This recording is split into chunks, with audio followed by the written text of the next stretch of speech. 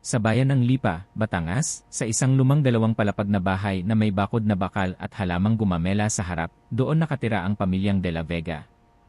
Ang haligi ng tahanan, ang pangalan niya ay Manuel De La Vega, 60 anyos. Dating guro sa pampublikong paaralan. Ngayon, retirado na. Tahimik si Manuel pero mahigpit. Mula nang mamatay ang asawa niya, si Aling Conchita, 8 taon na ang nakalipas, siya na ang mag-isang nagpalaki sa 2 anak nila. Ang panganay si Cassandra De La Vega, 33 anyos. Si Cassandra ang bituin ng pamilya. Cum laude sa Ateneo. Top-notcher sa board exam ngayon, siya ng isang malaking tech startup sa USC na tinatawag na Innovwalo Solutions.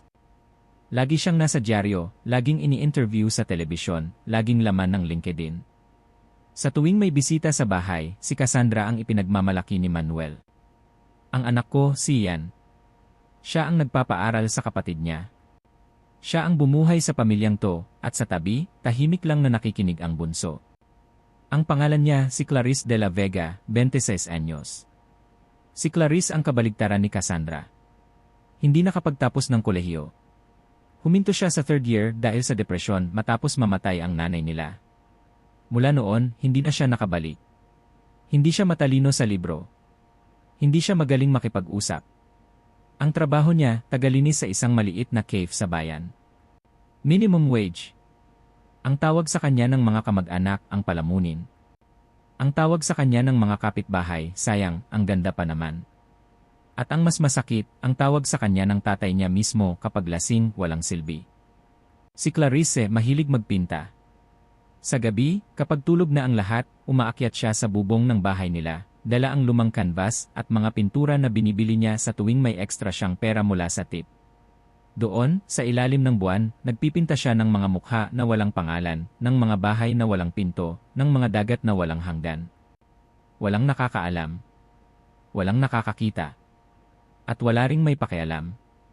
Sa paningin ng mundo, si Cassandra ang ilaw. Si Clarice ang anino. Mga kababayan, kung minsan pakiramdam nyo na kahit anong gawin nyo, may isang tao sa pamilya nyo na laging bida at kayo ang laging kontrabida, para sa inyo ang kwentong to, kung naranasan nyo nang ikumpara, maliitin, at tawaging walang mararating sa buhay ng sarili nyong dugo, alam kong masakit yan. Kaya kung gusto mong marinig ang buong kwento ni Clarice, kung paano nabaligtad ang mundo ng mga taong nang maliit sa kanya, pindutin mo muna ang like button sa ibaba. Hindi para sa akin, kundi para sa lahat ng Clarice dyan na tahimik lang lumalaban araw-araw. At kung gusto mo pang makarinig ng mga kwentong kapupulutan ng aral, ng luha, at ng pag-asa, mag-subscribe ka na at i-share mo na rin to sa taong kailangan makaalala na may halaga siya. Nga pala, bago natin ituloy, gusto kong malaman kung saan ka nanonood ngayon. Taga Lipa ka ba? Taga Davao? O baka isa kang kababayan natin sa Dubai na namimiss na ang Pinas? Comment mo sa baba. Binabasa ko iyan lahat mamaya pagkatapos ng kwento. Sige, balik tayo sa bahay ng mga De La Vega. Dahil ang araw na yon, araw ng Sabado, ang araw na dumating ang mga kamag-anak mula Maynila, ang araw na sinadya para ipagmayabang si Cassandra, ang araw din na tuluyang dinurog si Clarice. 2:00 ng hapon. Mainay ang bahay. Punong-puno ng tao. Andoon ang mga tito at tita ni Manuel mula sa Quezon City. Andoon ang mga pinsan ni Cassandra na galing pa sa Makati. May lechon sa lamesa. May videoke sa sala. At sa gitna ng lahat, si Cassandra, naka-blazer, kahit nasa bahay lang, hawak ang baso ng wine, kinukwento kung paano niya na-close ang deal na worth 50 million sa isang kumpanya sa Singapore. Aba, Manuel, ang swerte mo sa panganay mo, sabi ni Tita Luz, kapatid ni Manuel. Hindi lang maganda, matalino pa. Sina sa edad na 33. Samantalang yung iba dyan, at doon, lumingon si Tita Luz kay Clarice na nasa kusina, naghuhugas ng plato, basa ang manggas, may sabon pa sa pisngi. Naku, Clarice, hanggang kailan ka maghuhugas ng pinggan? Kailan ka tutularan sa ate mo? Wala ka bang pangarap sa buhay? Hindi ka ba nahihiya? Tumigil ang video. Tumahimik ang lahat. Lahat ng mata nasa kay Clarice. Si Manuel, imbes na ipagtanggol ang bunso, tumawa lang. Malakas. Hay nako, Luz. Huwag mo nang asahan yan. Si Clarice hanggang dyan na lang yan. Mabuti nga at marunong maghugas ng plato. Kung hindi, wala talaga yang silbi sa bahay na to, buti na lang may Cassandra ako. Kung hindi, matagal na akong namatay sa kahihiyan. Parang may malaking bato na bumagsak sa dibdib ni Clarice. Hindi siya sumagot. Hindi siya lumaban. Ang ginawa niya, pinunasan niya ang kamay niya sa lumang tuwalya, at dahan-dahan siyang lumabas ng kusina. Dumaan siya sa harap ng mga bisita, ulo na kayuko, at umakyat sa kwarto niya. Walang pumigil. Si Cassandra nakita yon. Tumayo siya, akmang susunod sa kapatid, pero hinawakan siya ni Tita Luz sa braso. Hayaan mo na yan, Cassandra. Sensitive talaga yang kapatid mo. Ikaw, kwento mo nga ulit yung tungkol sa award mo sa Forbes. Yung 30 under 30. Ang galing mo talaga. Ngumiti si Cassandra, pero ang ngiti niya hindi umabot sa mga mata. Tumingin siya sa hagdan kung saan umakyat si Clarice. At sa loob-loob niya may kumirot. Sa kwarto, nilock ni Clarice ang pinto. Hindi siya umiyak. Sanay na siyang hindi umiyak. Ang ginawa niya, kinuha niya ang lumang kahon sa ilalim ng kama niya. Binuksan niya yon. Sa loob, punong-puno ng mga pinta. Mga kanvas na may kulay ng lungkot, ng galit, ng pag-asa. May isang pinta doon na bagong-bago pa lang. Larawan ng isang babaeng nakatalikod, nakatayo sa harap ng malaking salamin. Sa salamin, ang reflection niya, isang reyna na may korona, pero ang katawan niya sa likod, punong-puno ng sugat, ng punit, ng dugo. Tinawag niya yung pinta na hindi niyo ako kilala. Hinawakan niya yon, at sa unang pagkakataon, bumulong siya sa sarili niya. Tama na. Pagod na ako. Maya-maya may kumatok. Si Cassandra. Clarice. Bukas mo yung pinto. Mag-usap tayo. Hindi sumagot si Clarice. Clarice, please. Alam kong nasaktan ka sa sinabi ni Tita Luz. Pati ni Papa. Sorry. Hindi kita pinagtanggol agad. Pinilipit ni Clarice ang doorknob.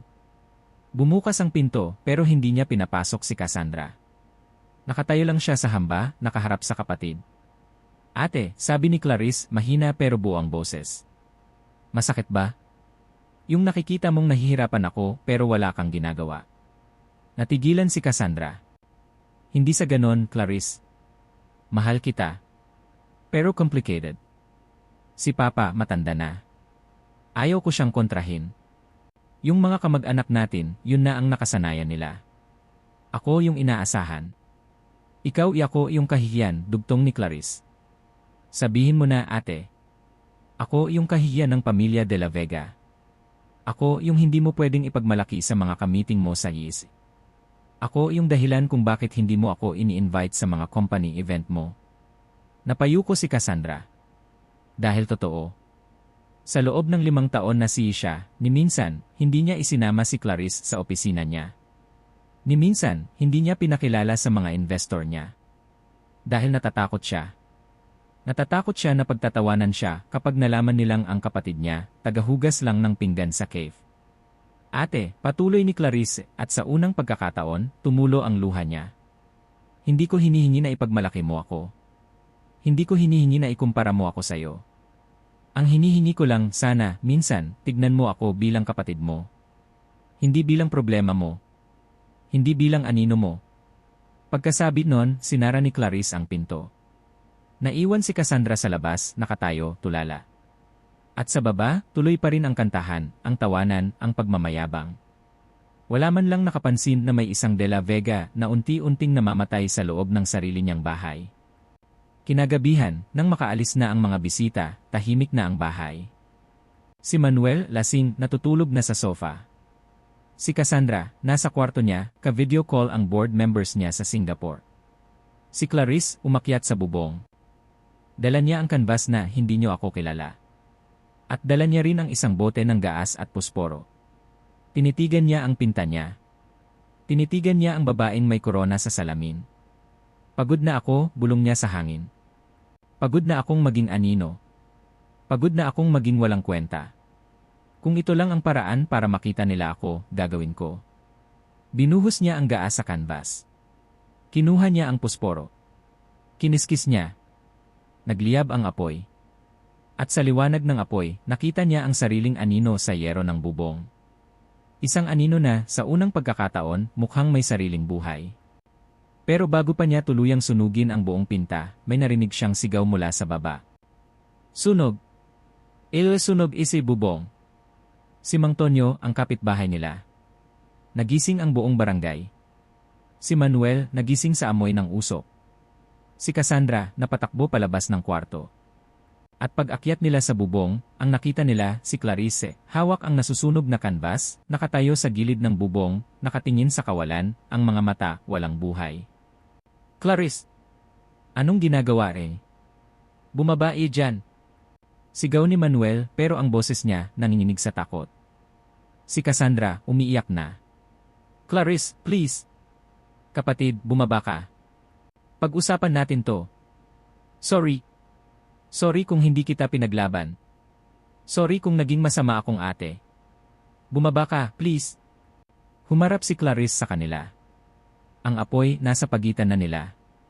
Ang usok bumabalot na sa mukha niya. At sa gitna ng apoy sumigaw siya. Isang sigaw na 5 taon niyang kinimkim. Hindi niyo lay kilala. Hindi niyo alam kung sino talaga gay. Akala niyo wala akong silbi. Akala nyo hanggang hugas lang lay ng pinggan. Pero hindi nyo alam.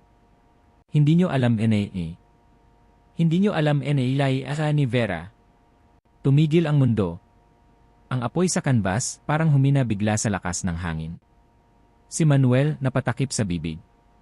Si Cassandra napaatras parang sinampal. Ano-anong sinabi mo, Clarice? Tanong ni Cassandra, nanginginig ang labi. Si Vera. Yung si Vera na painter. Yung milyon-milyon ang benta sa gallery sa Singapore. Yung tinawag ng Art Review Asia na The Hidden Prodigy of Southeast Asia. Hindi sumagot si Clarice. Ang ginawa niya, inihagis niya ang nasusunog na kanbas sa sahig ng bubong. Tinapakan niya ang apoy hanggang mamatay. Pagkatapos, dahan-dahan siyang lumapit sa gilid, kung saan may isang lumang timba na may takip. Binuksan niya yon. Sa loob, punong-puno ng mga nakatuping papel. Mga certificate. Mga resibo, mga kontrata. Kinuha niya ang isa at inihagis pababa sa harap ni Manuel at Cassandra. Basahin niyo. Pinulot ni Cassandra ang papel. Nanginginig ang kamay niya habang binabasa. Certificate of Sale. Artwork title, Ang Anino ng Reyna. Artist, Lee Vera. Buyer, National Gallery Singapore. Amount, $320,000 US. 320,000 dolyar. 18 milyon piso. Para sa isang pinta. Si Manuel napaluhod sa sahig ng bubong. Hindi possible. Clarice anak ikaw yan. Ikaw si Di Vera. Tumawa si Clarice. Mapait. Basag. Ngayon naniniwala ka na, tay. Kailangan pa palang may presyo ako para tignan mo ako. Kailangan pa palang may dolyar sa pangalan ko para tawagin mo akong anak. Lumapit si Cassandra, umiiyak, gustong hawakan ang kamay ni Clarice, pero iniwas ni Clarice. Clarice, bakit hindi mo sinabi? Bakit hinayaan mong maliitin ka namin? 5 taon, 5 taon akong nagbebenta ng pinta sa ibang bansa. Gumagamit ako ng alias para walang makaalam. Kasi nahihiya ako.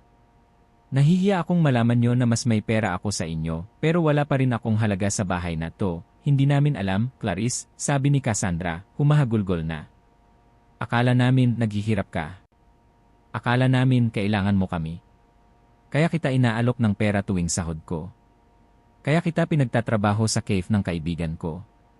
Hindi ko kailangan ng pera nyo, ate, sagot ni Clarice, malamig ang boses. Ang kailangan ko, respeto.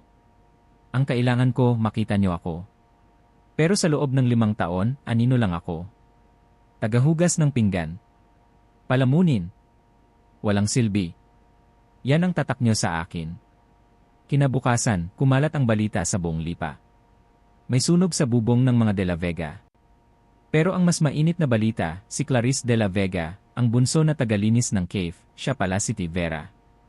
Ang pintor na pinag-agawan ng mga kolektor sa Asia. Ang pintor na ayaw magpakita sa publiko, na walang social media, na walang interview.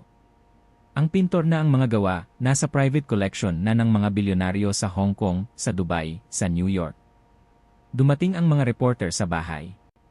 Dumating ang mga curator mula Maynila. Dumating ang mga kamag-anak na kahapon lang, sinasabihan siyang walang mararating. Naku, Clarice, anak, hindi namin alam, sabi ni Tita Luz, yakap-yakap siya, pero iniwasan ni Clarice. Tita, kahapon wala akong pangarap sa buhay. Ngayon, anak na ako. Si Manuel hindi makatingin sa mga tao.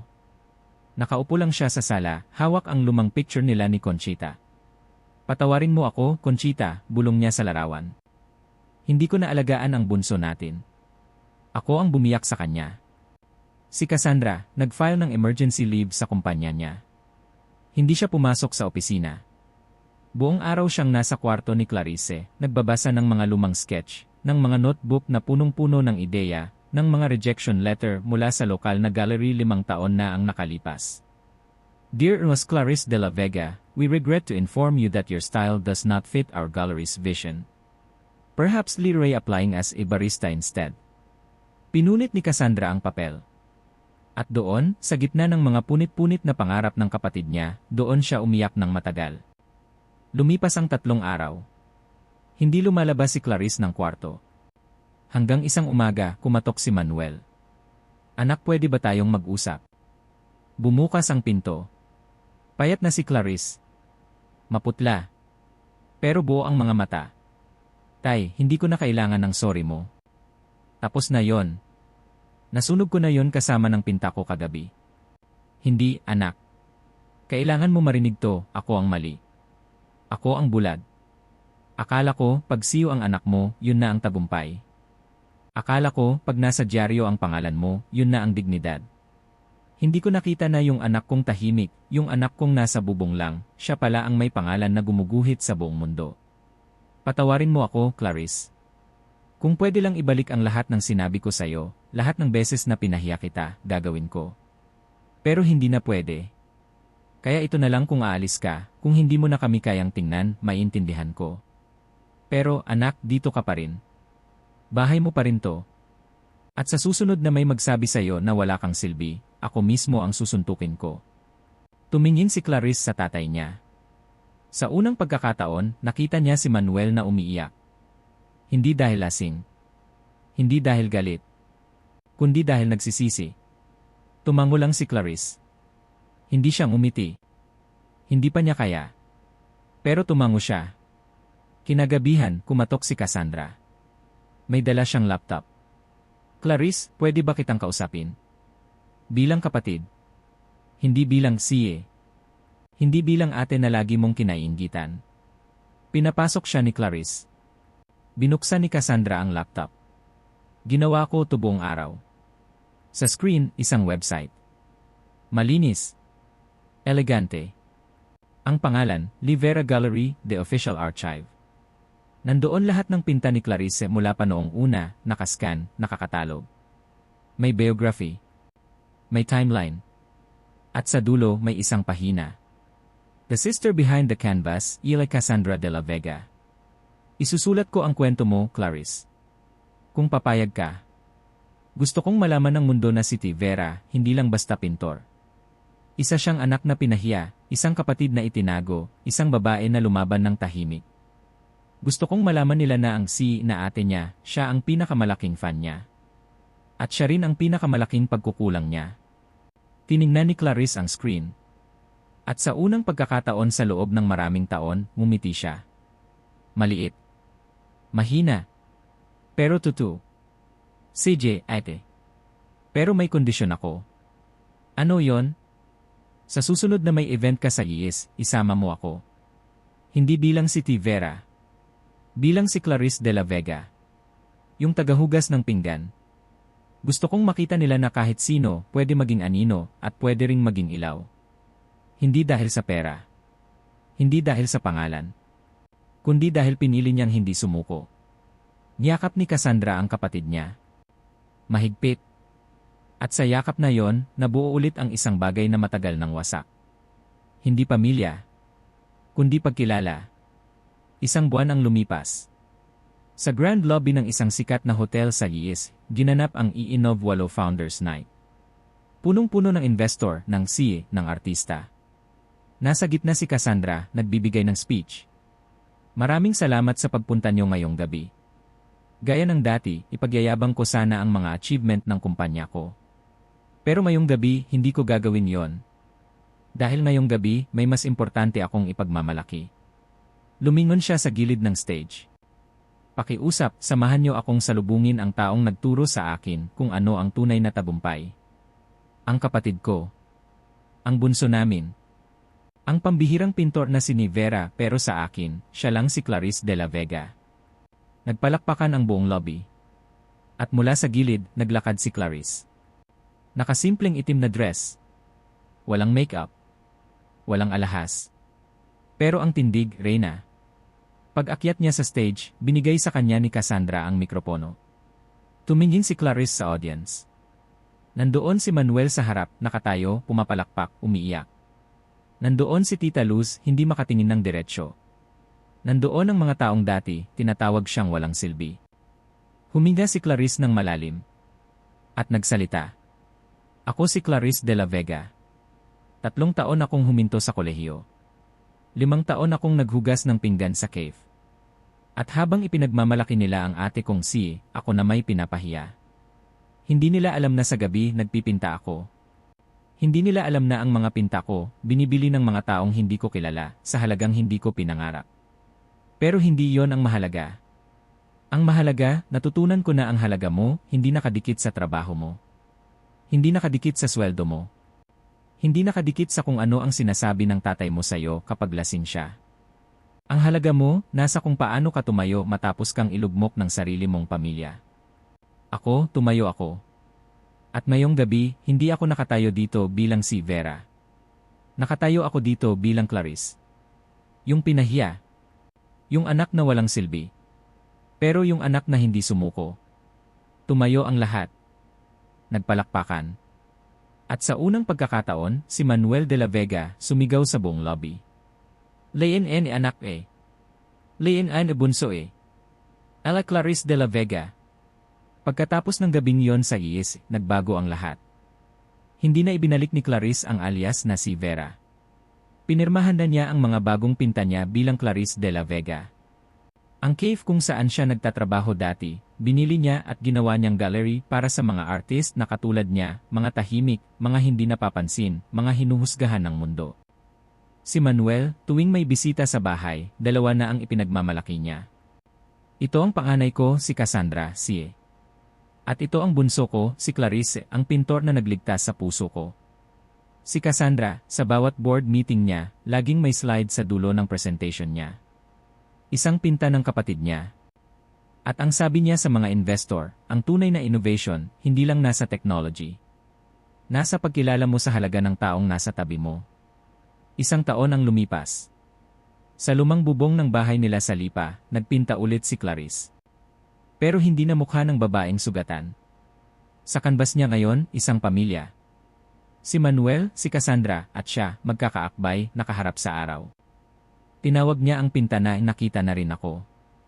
Pagbaba niya, nadatnan niya si Manuel at Cassandra sa sala, nagkakape, nagtatawanan. Tumabi siya sa kanila. Walang sinabing patawad ulit dahil hindi na kailangan. Sapat na ang katahimikan. Sapat na ang pagtanggap. At sa gabing yon, naintindihan ni Clarice ang tunay na tagumpay. Hindi yung mabenta ang pinta mo ng milyon. Hindi yung palakpakan ka ng buong miise. Ang tunay na tagumpay, yung pag-uwi mo, may pamilya kang tumitingin sa'yo, hindi bilang si, hindi bilang pintor, kundi bilang ikaw. Buo. Tanggap. Minamahal. Kaya kaibigan, kung ikaw ngayon si Clarice, kung pakiramdam mo anino ka lang sa sariling bahay, tandaan mo ito, ang liwanag mo, hindi kailangang manggaling sa papuri ng iba. Minsan, kailangan mo lang sindihan sa sarili mo, sa bubong, sa gabi, tahimik, kahit walang nanonood. Dahil darating ang araw, makikita rin nila. At kung ikaw naman si Manuel o si Cassandra, buksan mo ang mga mata mo. Baka ang taong inaakala mong walang silbi, siya pala ang may hawak ng pinakamatingkad na kulay sa buhay mo. Ang moral ng kwento, ang halaga ng isang tao ay hindi nasusukat sa titulo, sa sweldo, o sa sinasabi ng mga kapitbahay. Nasusukat ito sa tapang na magpatuloy kahit walang naniniwala, at sa pusong marunong magpatawad at kumilala bago pa mahuli ang lahat. Dahil sa huli, ang tunay na pamilya, hindi yung laging nagmamayabang. Yung marunong tumingin sa anino at sabihin, kita-kita. At proud ako sa'yo.